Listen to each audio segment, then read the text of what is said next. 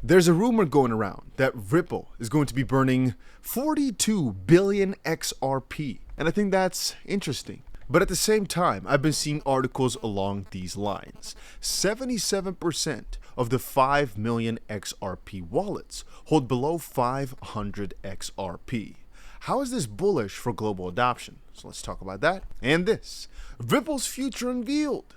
Top XRP influencers' predictions spark intrigue. So hopefully I'll be able to give you guys my 2 cents, and it's gonna be interesting. So first of all, let's talk a little bit about how much XRP there is out there and how it matters. Because I'm noticing a lot of people are talking right now about this crazy amount of XRP that Ripple's got, and even very prominent XRP community members are discussing whether or not this burn or this huge shift in supply could or would ever happen. Let's put a baseline down.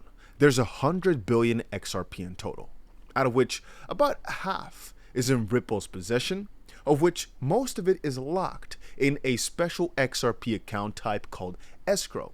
What that means is they'll get it back eventually. It's theirs, but it's like just locked up for a certain amount of time, but they can't undo it.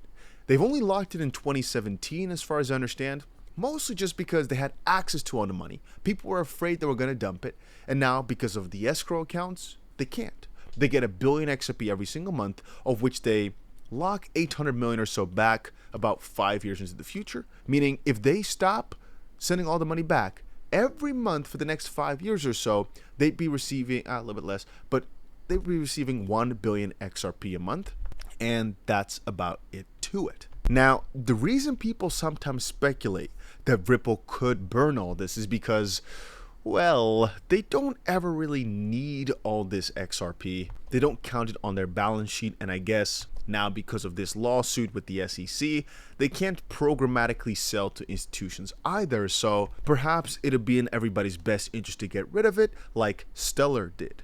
Again, Stellar is basically created by one of the guys, 𝗕𝗪𝗲𝗬𝗪, who also created Ripple and created XRP.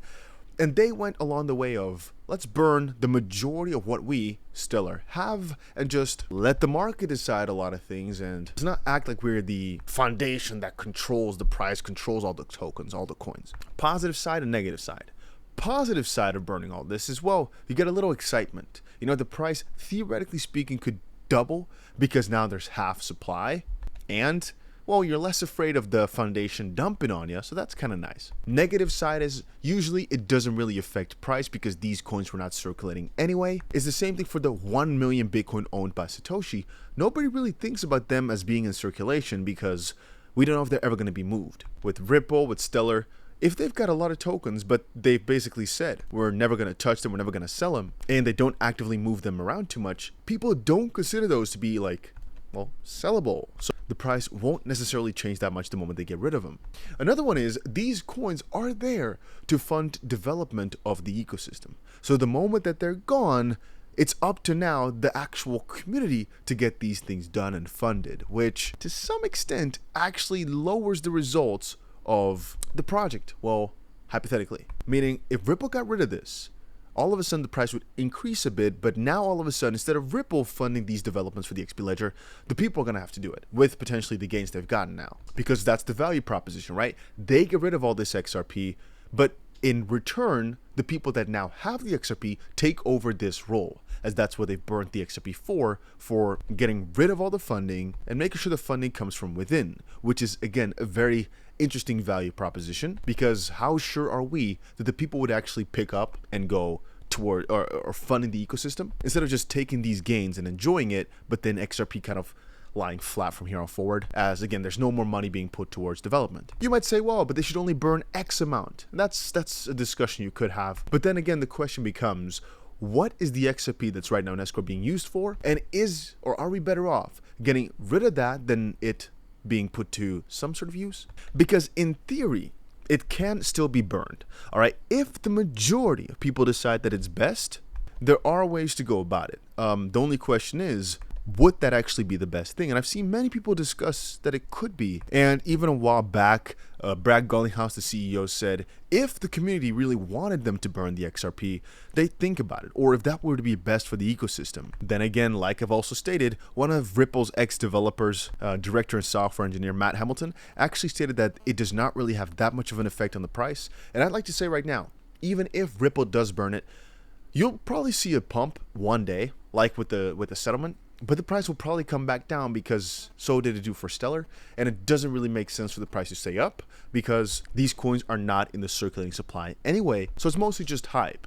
And I'd like to argue that the reason Ripple is not burning it right now is because they don't see it as the best for the community. You might say, Dusty, no, they've got it because they want to make a ton of freaking money.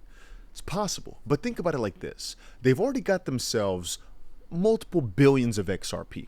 They've got a lot to sell for a good while. And if they were to think that getting rid of this escrow would increase their current holdings of, let's call it 7 billion XRP more, they'd probably do it. Because, as we stated, it would take them years to get all the XRP out of escrow anyway. And that would happen after they've decided to not put it back in, after they've also decided that selling it is the best, which means like they've got to agree on a lot of different things which the community could not like. And if they were to just sell XRP right now that they've got, it might actually hurt the community less than the plan I just described to you. Point being, whatever you think of this escrow, whatever you think of Ripple's holdings, is it really that different than Ethereum, Cardano, and some of these others in the way they do it? Is it really that much worse? Is it really bad at all? And then comes the question of this. 77% of the XRP wallets hold below 500 XRP. How is this bullish for global adoption? Well, I'd like to argue that it's just about the wallet number, not exactly how much is in them. Or you can see about it from the perspective of, if you've got less than 500 XRP, you're probably somebody who appreciates this banking the unbanked a lot more than just, being a crypto speculator. Let me explain. Right? If you've got $250 in XRP, you're most likely not along the ranks of people who are like, this is my go-to, this is gonna make me a freaking billionaire, because $250 is good as an investment for a lot of people, but it's not that crazy. And I'd say the more this number is, the more it just showcases that a lot of people could benefit from the idea of sending money around the world at the most cheap rate. And I had a discussion with a developer a while ago. He basically said this: how many people do you know that have an XRP account because it costs money? Yes, to have an XRP account costs a little bit to prevent spam. We talked about this before. And I think it shows actually a lot of things. First of all, that a lot of XRP holders have got only a very little amount of crypto, and they just believe in XRP, and they're willing to just hold a little bit, even if that's all they can go for. A lot of it shows what I personally think, the idea being XRP is the one that easily allows me to send money. So even if I don't have much money, this is the one I should go for. And it's actually quite interesting. You're already in the top 1% of all wallets, right? There's only 48,000 of those. If you've got more than 67,000 XRP, and you're top 10 if you've got more than 3,500 XRP. That means you're in the top 10% of biggest holders. And whenever I read into this, it always begs the question of what exactly is going to be the next big thing to pump XRP, not necessarily in terms of price, but in terms of interest. Is it going to be more partnerships? Is it going to be more actual users coming in? That's going to spark like the excitement again. But also, well, more users coming in into crypto, for example. Would that just be the caveat or the catalyst to get people into XRP?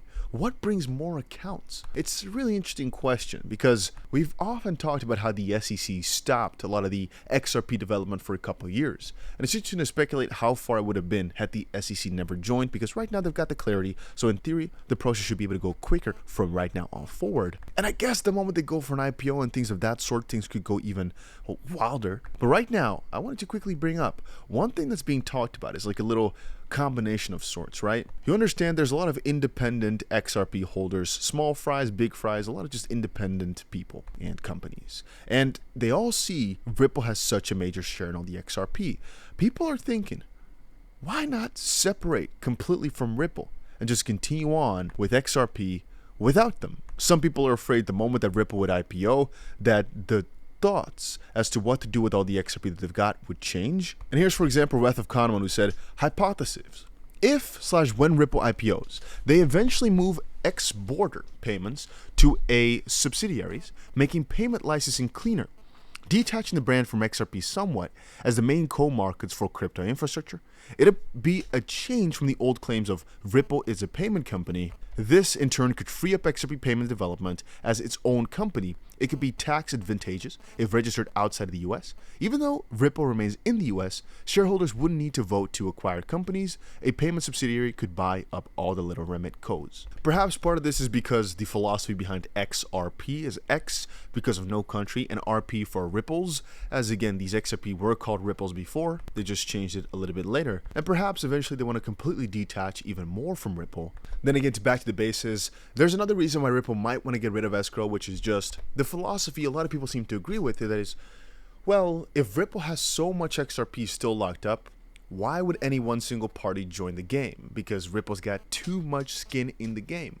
If Ripple gets rid of this all, they might be more interested to also invest in this rather than having or seeing one company have the majority of it, especially since right now this company can't be distributing it out anymore by selling it or giving it away, since the judge basically went against that, because those are kind of like security transfers. So why not then get rid of it and let all these market participants buy it off the market, as it was given to Ripple for free at the start anyway. So just get rid of it and let people buy in if they want to get a part of it instead of Ripple selling it directly. But again, it's a very interesting debate about what the next steps are and what's going to happen as Ripple gets closer and closer to an IPO, and how eventually the paradigm is going to shift from Ripple making a lot of choices, even though it's validators, but Ripple's got their unique note list and it's got a lot of I guess their business running through a lot of these validators. But eventually as time goes on and the parties working on the XP ledger, building on there, will be a lot bigger. There's going to be more independence, even though it's already quite decentralized. But then the question pops up, how will things indeed change? And how will Ripple's business model change over the next couple of months as well? As again, the thesis with regards to why somebody buys XRP might actually change, and how Ripple does their business operations and how they handle things might change as well now that they've got the verdict from the US SEC. And again, perhaps to not be in the same trouble as Coinbase is, they might decide to go for some really strange business practices of, going for subsidiaries all across the world, and that might actually make some interesting changes towards XRP as well. And again, perhaps Ripple would do all this purely to not have this connotation of XRP being any somewhat related to Ripple, but just Ripple is a company that utilizes this technology on the XP ledger a lot because it's just efficient. But again, it's not connected with the company anymore and all that interesting stuff. It's just something interesting to think about. And again, perhaps these account numbers just make that message a lot more clear, which is really, we should never forget what the purpose of this technology is. Because you might say, well, it's mostly just for banks, right? Well, yes, but no. In theory, a big part of their plan is to make payments around the world cheaper and better. If that vision can be achieved in somewhat way, shape, or form better through some interesting actions, like for example burning, I do believe it'd be a very serious option, and potentially some big restructures could also be coming up if they were to be beneficial. The only major question is, would it be? And again, that's for yourself, I guess, to decide, or perhaps for Ripple eventually. We'll see. I'll just report whenever we see something crazy happening, but I wanted to bring it to y'all's attention. If you're thinking, are they going to burn? Well, that's the thinking process. And yeah, enjoyed this video. Make sure you press that like button, and I'll see you guys again in another crypto update very soon.